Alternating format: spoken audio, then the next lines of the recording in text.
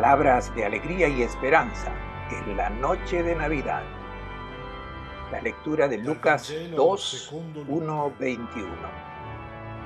Y el comentario es del padre Fernando Armelini. Feliz Navidad a todos. ¿En qué momento de nuestra historia el Hijo de Dios vino a hacerse uno de nosotros?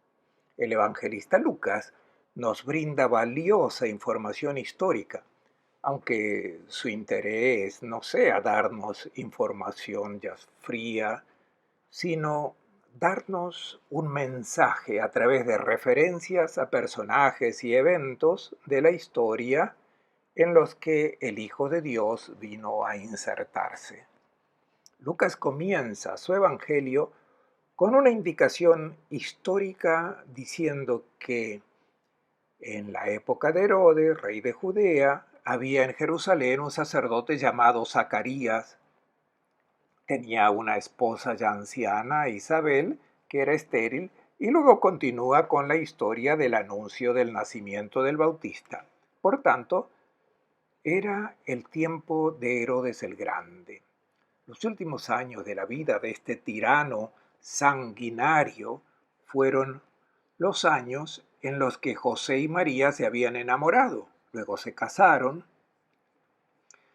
Después de este comienzo de su evangelio, en el capítulo 2, el evangelista Lucas nos invita a levantar la mirada, ya que estaba replegada en Palestina hacia el pequeño pueblito de Nazaret, y nos invita a alzar la mirada hacia las grandes ciudades del imperio, allí donde se decidían los destinos del mundo: Roma, Antioquía de Siria.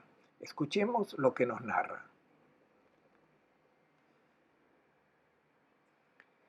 Por entonces se promulgó un decreto del emperador Augusto que ordenaba a todos el mundo inscribirse en un censo. Este fue el primer censo realizado siendo Quirino gobernador de Siria. Por entonces, estamos en el año 746 de la fundación de Roma, ese año que para nosotros es el 7 a.C. Roma está experimentando la edad de oro de su historia. Octaviano, hace 20 años que es emperador, ha colocado su oficina de gobierno en el Palatino, donde vive con Livia, su tercera esposa, la madre de Tiberio, que luego se convertirá en emperador. Y toda la vida pública de Jesús se llevará a cabo bajo él. Desde el Palatino, Octaviano domina el mundo. Pero Lucas no lo llama Octaviano, sino César Augusto.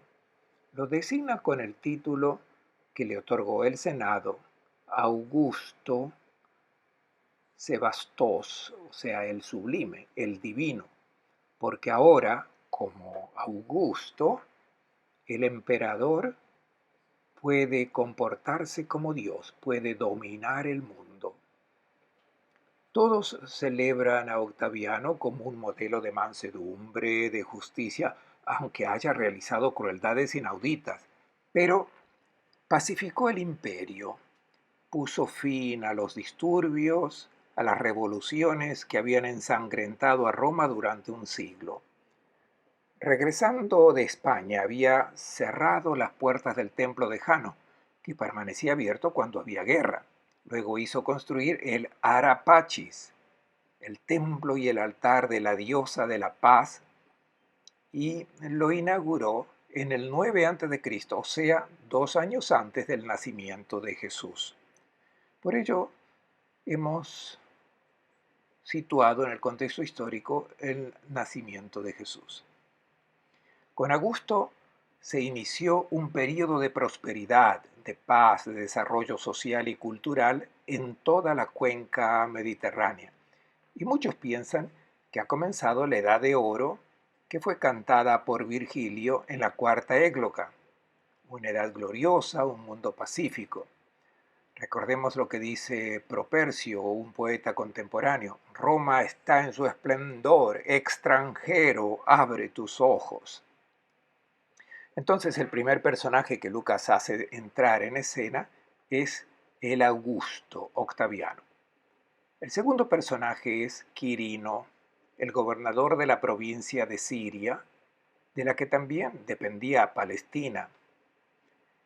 Este Quirino es presentado por el historiador Flavio Josefo como una persona extremadamente distinta en todos los aspectos, persona correcta, pero que también pertenece a esta estructura del poder divinizado que puede hacer lo que quiere, puede disponer de las personas según su voluntad.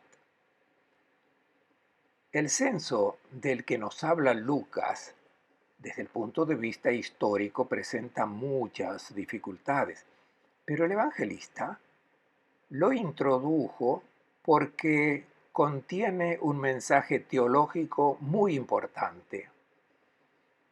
Y nosotros nos vamos a detener para comprender cuál es este mensaje. La práctica de los censos era conocida en el antiguo Medio Oriente desde el cuarto milenio antes de Cristo. Hay documentos que atestiguan los censos en Mesopotamia, en Egipto, en el cuarto milenio antes de Cristo. Y sin embargo, en cada época siempre hubo oposición a los censos, porque los ciudadanos no esperaban nada bueno de los censos, ya que las principales razones por las que se hicieron fueron las guerras y los impuestos. Esta es la razón de hacer el censo. Lucas nos lo presenta porque es la señal de que el poder del emperador puede dominar a la gente, servirse de la gente para llevar a cabo sus propios sueños de poder, de gloria. Es precisamente la imagen del mundo viejo donde es grande el que puede dominar y servirse de los demás. Esta es la razón por la que la religión de Israel siempre ha rechazado como blasfema esta visión de la sociedad en la cual el soberano puede contar la gente para esclavizarla a sus anchas. Dice la palabra de la Torá que la gente no pertenece al soberano, el pueblo es de Dios. Y de hecho, cuando David, en el apogeo de su poder, se arroga el derecho de hacer un censo, porque quiere saber cuántas personas está dominando, su general, Joab, intenta disuadirlo, porque a ellos les parecía abominable la decisión del rey. De hecho, este censo tendrá consecuencias dramáticas. En la Biblia, en la Torá, se habla de los censos que Dios le dijo a Moisés que hiciera. Cuando el pueblo sale de Egipto, Moisés los cuenta por orden de Dios.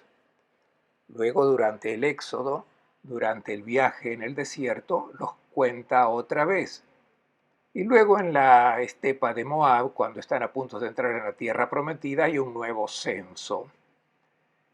Y los rabinos se preguntaban por qué Dios sigue contando a la gente. Ya sabía cuántos eran. Rashi, uno de los grandes rabinos medievales, decía que Dios contaba a su pueblo porque quiso verificar si alguien se había perdido. Este no es el significado de los censos hechos por los emperadores, por los gobernantes de este mundo. Estos quieren dominar sobre un pueblo que no les pertenece. El pueblo, la gente, pertenece a Dios. Y es interesante un detalle lingüístico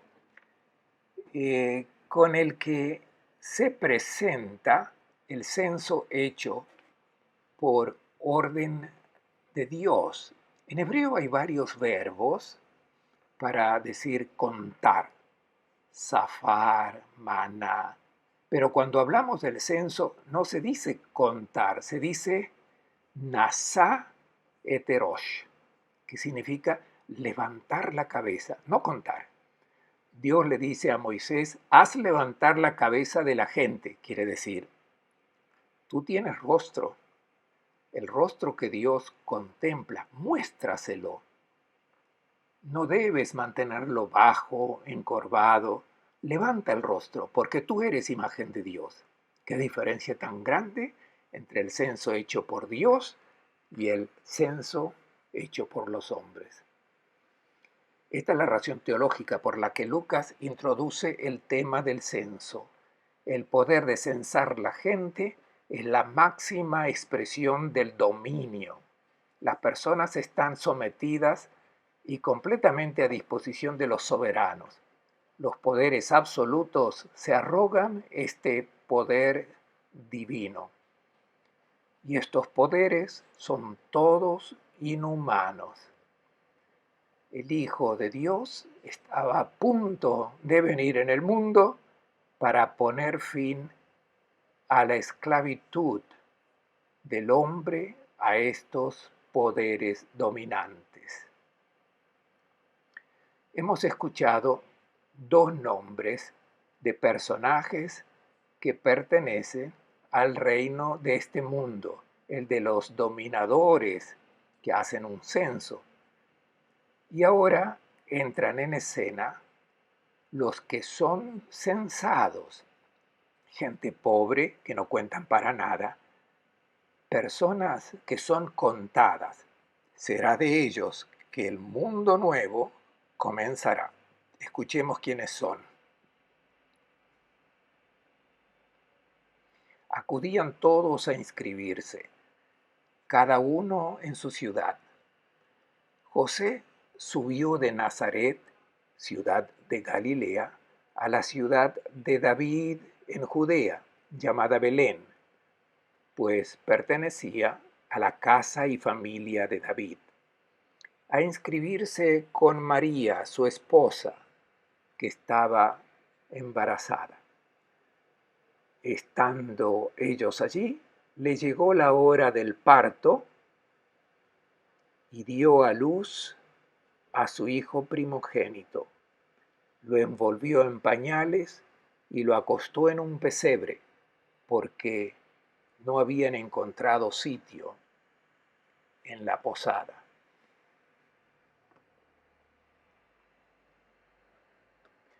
Después de haber presentado a los gobernantes del mundo, los que gobiernan el imperio, los que todos admiran, Lucas presenta a los pobres de la tierra, los que no cuentan para nada. José pertenece a la familia de David, pero es una dinastía que ha caído, ya no cuenta para nada. Se pone en camino y junto con él una mujer, María, una niña de 14 años. Notemos cómo el evangelista va enumerando la escala de valores según los criterios de este mundo.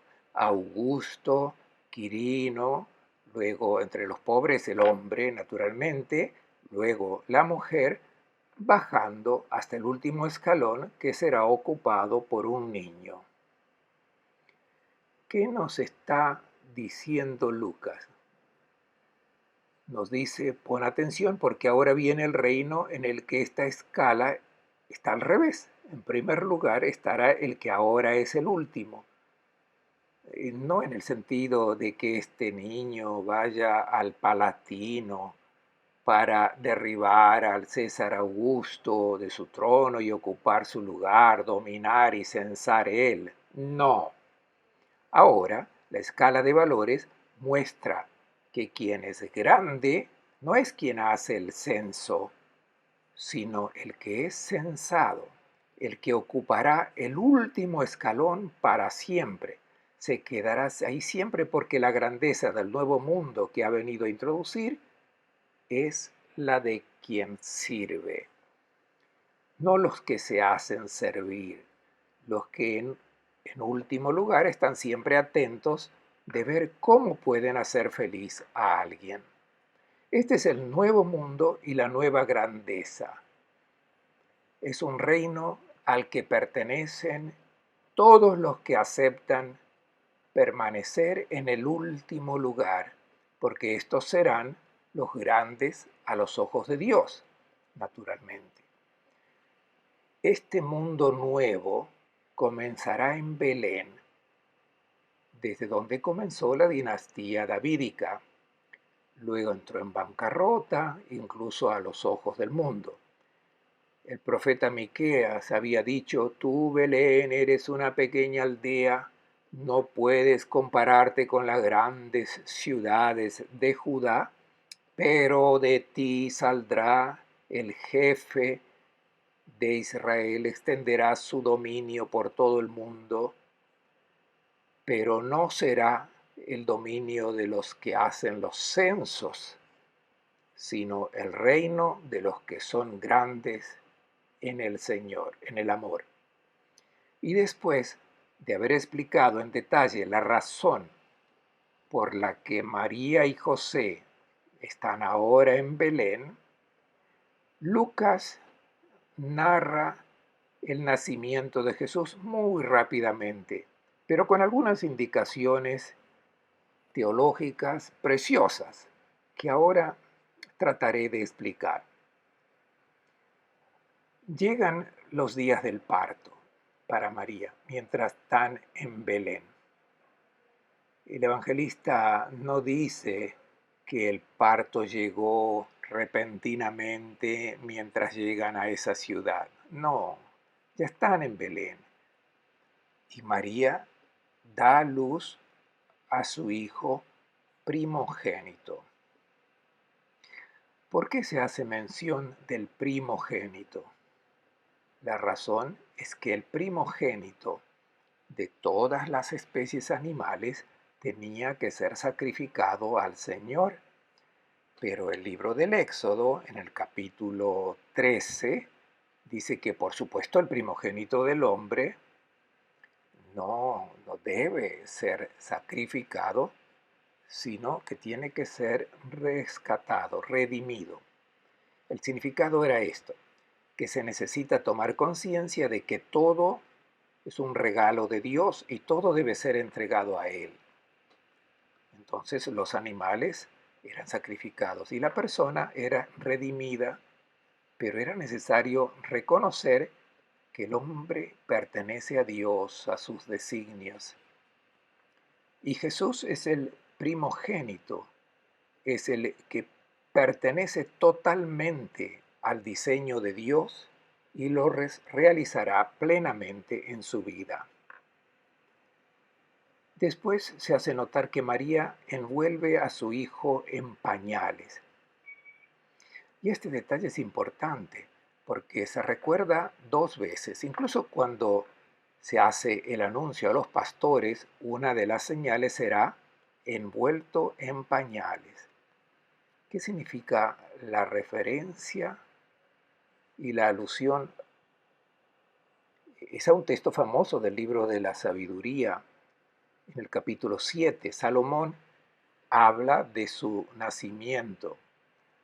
Salomón, el rey grande, el más sabio que jamás haya vivido, cuenta cómo vino a este mundo y dice: yo que he llegado a ser tan grande, nací como todos los demás hombres.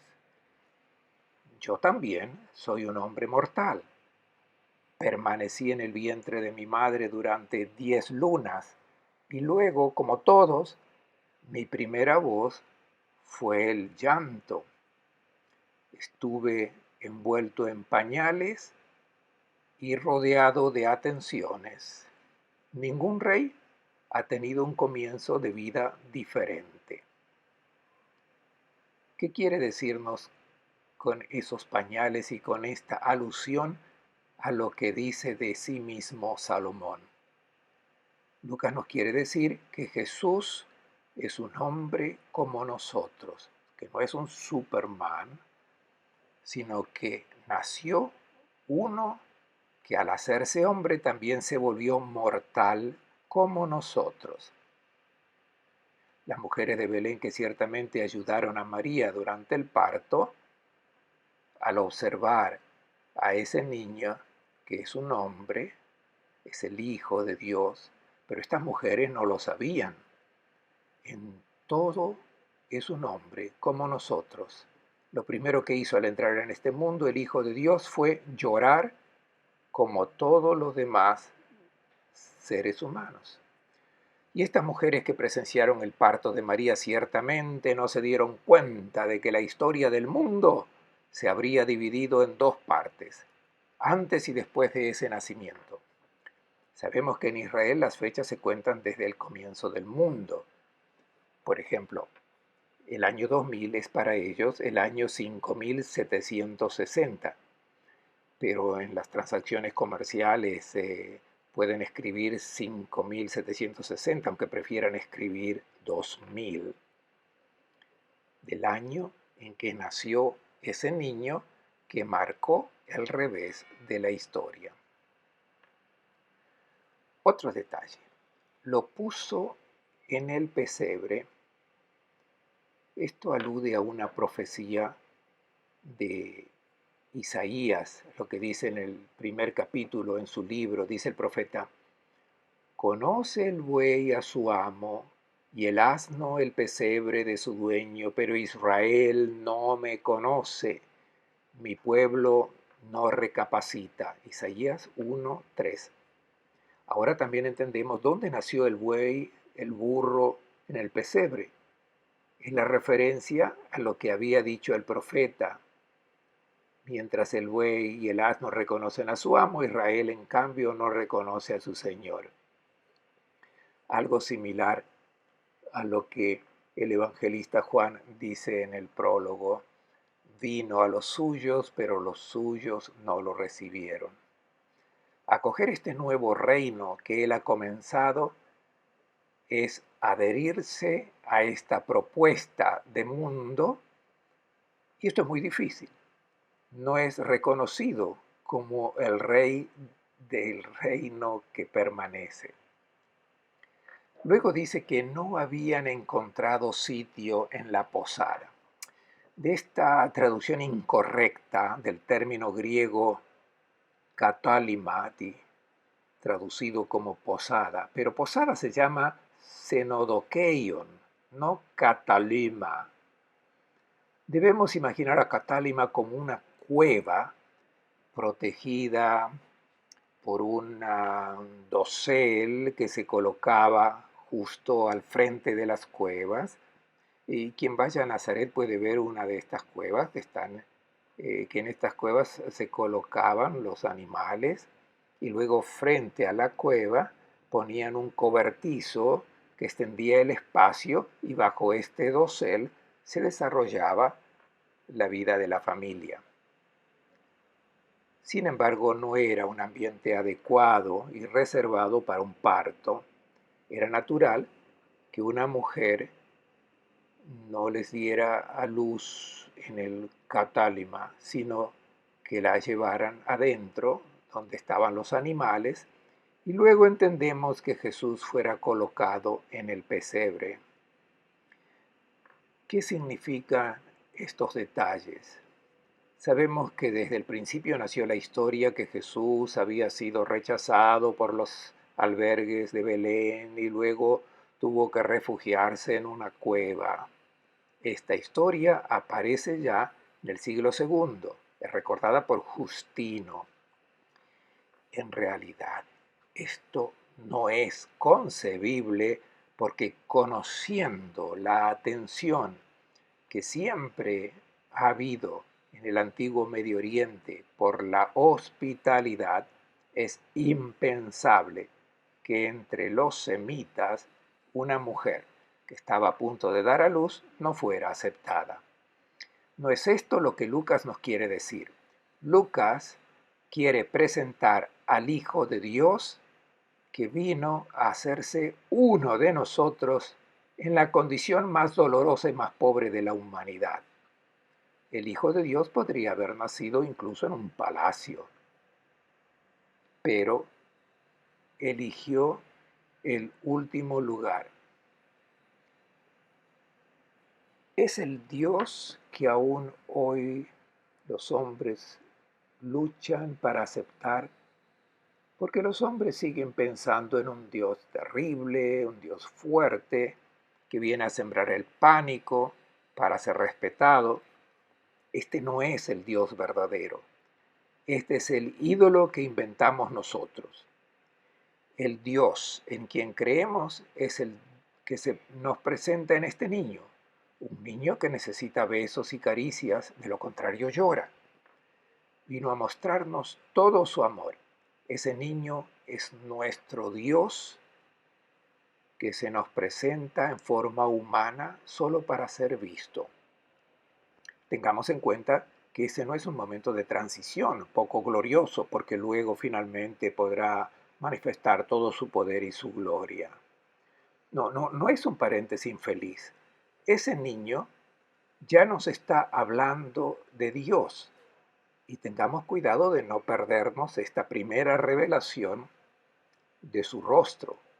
Una revelación que no es todo lo que tiene que decirnos, nos lo contará todo sobre el Calvario. Amor más grande que ese amor que mostrará en el Calvario no es posible. Cuando Él dice, los amo aunque me maten. Pero ya ese niño nos habla de amor, solo de amor. Y aun cuando crezca, nunca negará lo que Dios nos dijo cuando era niño. Escuchemos ahora quiénes son los primeros en regocijarse en este nacimiento. Había unos pastores en la zona que cuidaban por turnos los rebaños, a la intemperie. Un ángel del Señor se les presentó. La gloria del Señor los cercó de resplandor y ellos sintieron un gran temor. El ángel les dijo, no teman. Miren, les doy una buena noticia, una gran alegría para todo el pueblo. Hoy les ha nacido en la ciudad de David el Salvador, el Mesías y Señor. Esto les servirá de señal. Encontrarán un niño envuelto en pañales y acostado en un pesebre. Al ángel en ese momento se le juntó otra gran cantidad de ángeles que alababan a Dios diciendo, Gloria a Dios en lo alto y en la tierra paz a los hombres amados por Él. Cuando escuchamos este pasaje del Evangelio, inmediatamente nos imaginamos a los pastores como aquellos que vemos en el pesebre, buenos, con un cordero sobre los hombros, que van hacia la cueva. También tienen un hijo de la mano, un niño que los acompañan para ver a Jesús recién nacido. Estos no eran los pastores de la época de Jesús y estos no son los pastores mencionados en el Evangelio de Lucas. En Israel el pastoreo era apreciado y estimado cuando todos eran pastores, es decir, cuando eran nómadas y beduinos en el desierto. Pero cuando se establecieron en la tierra prometida, se convirtieron en agricultores.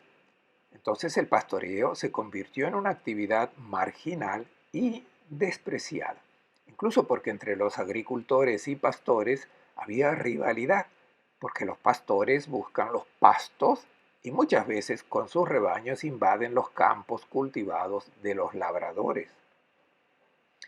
También en todo el antiguo Medio Oriente existía el desprecio por los pastores. Así en Mesopotamia se los llamaba el que no sirve, que viene de la estepa. Los sumerios decían que los pastores tienen apariencia de hombres, pero su voz es la del perro de las praderas. Y el libro del Génesis nos dice lo que pensaban los egipcios. En el capítulo 46 dice, todos los pastores de rebaños son una abominación para los egipcios. Pero no hubo solo el desprecio social, también el desprecio religioso en Israel. Se los ponía al nivel de los recaudadores de impuestos. Por lo tanto, el desprecio máximo. Estaban privados de los derechos civiles, no podían dar testimonio porque eran personas falsas, tenidas como ladrones, y por lo tanto ningún rabino compraría leche a los pastores. Eran personas violentas, fácilmente resolvían sus argumentos con un cuchillo y sabían que eran despreciados por todos. El Talmud dice que si se te cae una oveja en el pozo, hay que sacarla, pero si cae un recaudador de impuestos o un pastor, déjalo allí. ¿Qué nos dice el pasaje del Evangelio de hoy sobre los pastores? Dice que velaban de noche cuidando su rebaño.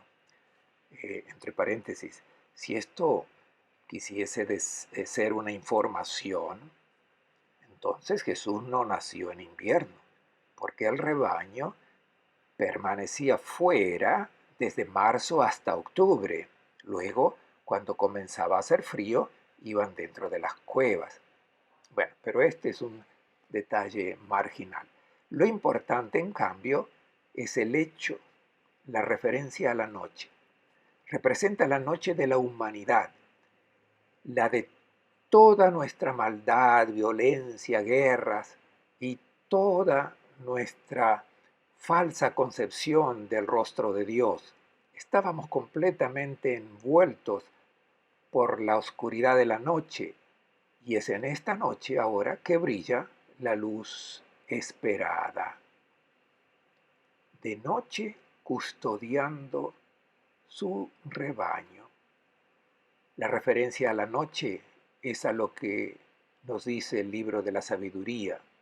Mientras la noche estaba en la mitad de su curso y un profundo silencio envolvía todo, tu palabra omnipotente bajó del cielo.